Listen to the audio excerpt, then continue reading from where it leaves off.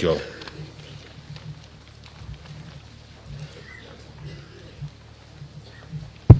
Thank you, Patrick Jimmy. Now we go to family tributes, and they will line as follows. Mrs. Nyamo will do the tribute for Mama Wamae, then followed by tribute from the two children, Patrick and Jimmy, then followed by grandchildren led by Michelle. So please get ready. Start with Mrs. Wamae. Welcome.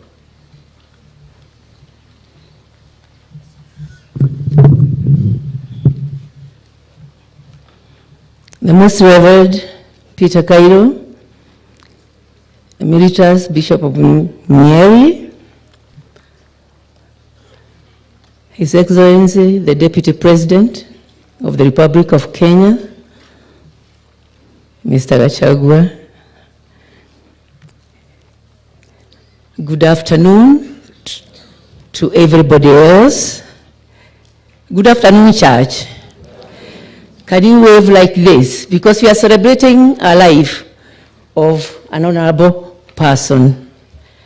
My name is Agnes Nyamu. I'm going to read the tribute on behalf of Mrs. Joyce Wamae, the wife of the late Honorable Matu. And here I read. Matu was my partner for almost 60 years. We loved to travel as a family. Through him, I got to know the country because his job at ICDC required him to travel across Kenya. We always traveled together as a family, and he never left us at home. He always encouraged us and supported me in my pursuit of education, my career, and my businesses, as he did to my children, because freedom was very important to me. Our house was always open, and many members of our family lived with us throughout the years in our home. He was a very loving and very jovial husband and father, and he loved dancing. It was a good tribute. He loved to hold the Christmas parties for the Gong Hills customers and staff, together with the other family members. Even though tough times came around, and when he became unwell, he was still jovial and very courageous. He never complained of his pain. I thank God that he is finally at rest after struggling 7 years with various ailments. My beloved lived a good life. He loved life. He loved the family, and he has left a legacy. May the angels of the Lord receive you.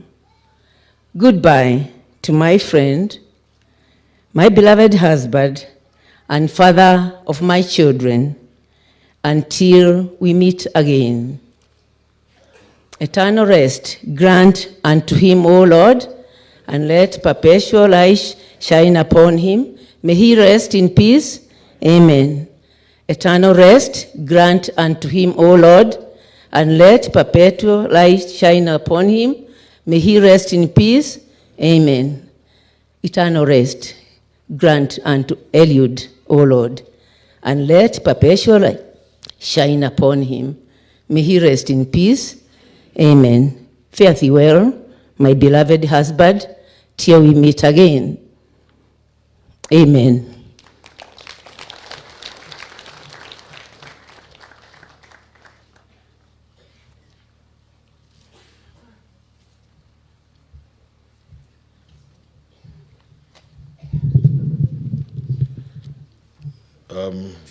Good afternoon again, church.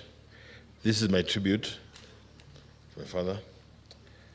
I cannot begin to imagine not having you, Dad, on the end of the phone or popping around at the moment's notice to assist or air your views on an issue. I've worked with you closely and gracefully for 38 years. I've celebrated with you every success, great or small. Our relationship moved from father, son, to best friends. You have been the greatest cheerleader for me and my family. Thank you for being there to celebrate every milestone that my children have gone through.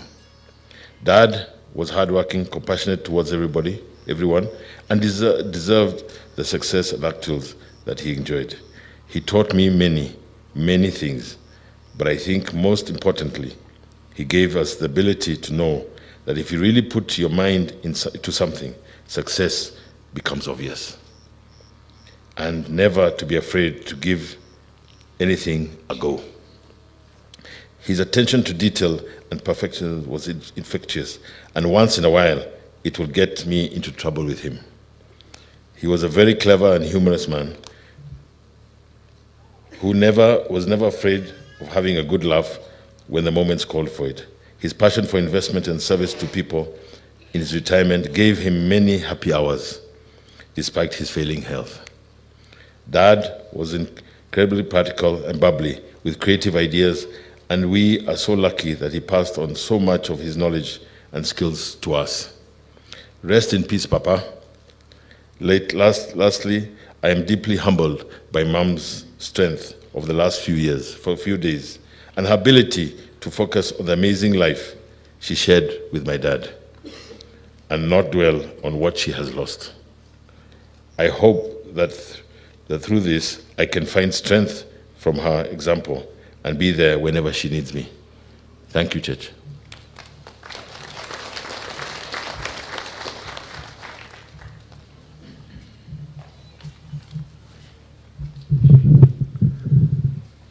Your Eminence, Bishop Emeritus Peter Cairo, we're in your home now.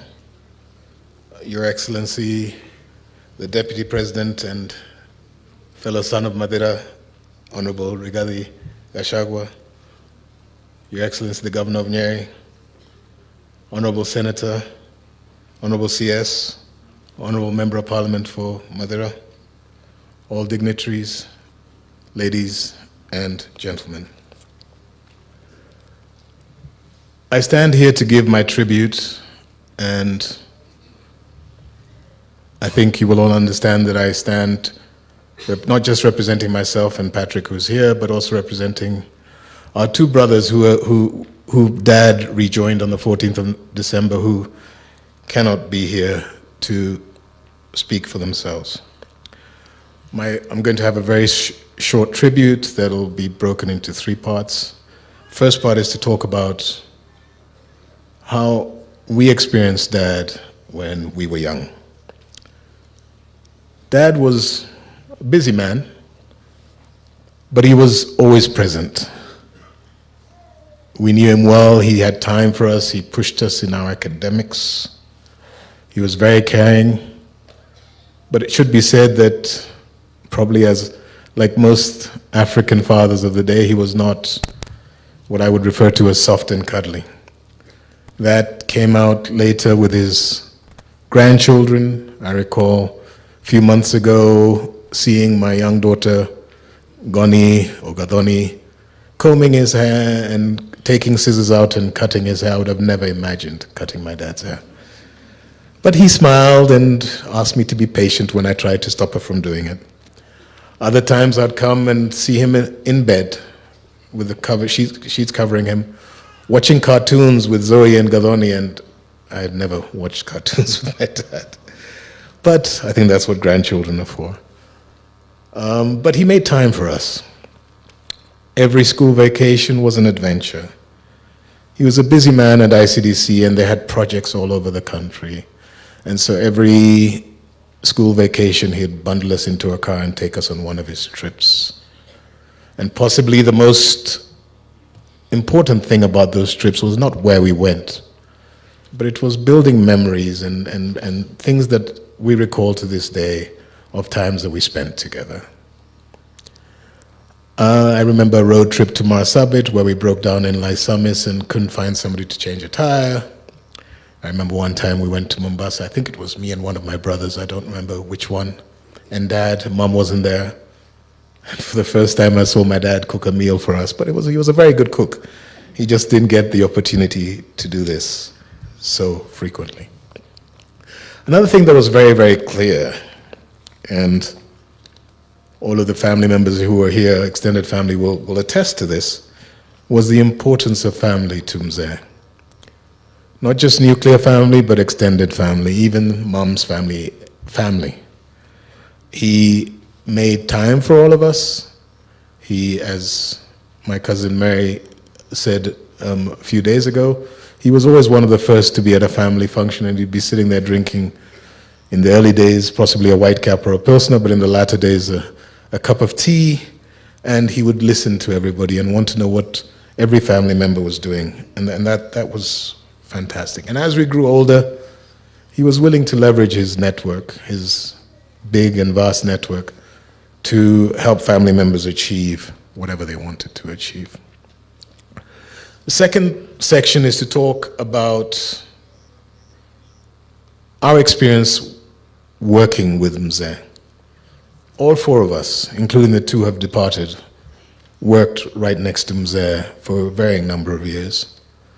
Patrick, almost 40 years, and I was on the other end, possibly 4 or 5 years, given that I'd been abroad for so long. But sort of the observations that I've made, both when I was here and when I wasn't around, is that Dad was a relentlessly hard worker. He was very focused, and he was very driven. And I found him particularly, what I would describe as wickedly intelligent. He was able to grasp anything. He was an economist. I studied engineering, but we were still able to have conversations where he'd push me on some of the stuff that I was doing wherever I was working. And I found that kind of amazing. He worked and he enjoyed working. It was not a chore to him. It was not something he had to do to get anything else. He just liked to work. And he worked to the very end. He had a week break or so out of hospital in November, and he took the opportunity on November 18th or 19th, thereabouts, to chair an annual general meeting for Agricultural and Industrial Holdings.